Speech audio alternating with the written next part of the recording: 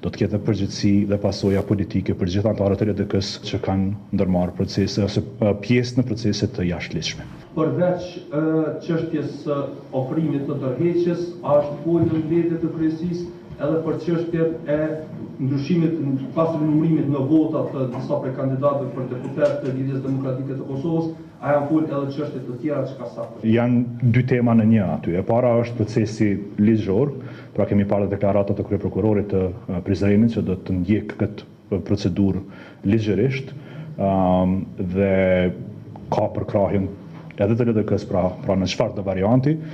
sepse këto shkelje janë shkelje të rënda të demokracisë dhe duhet ndjekur penalisht dhe duhet dhënë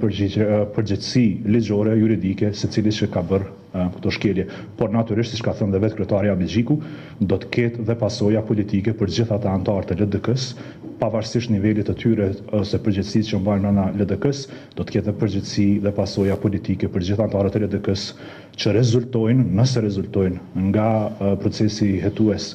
pra ligjor që kanë ndërmarrë procese ose pjesë në procese të jashtëligjshme.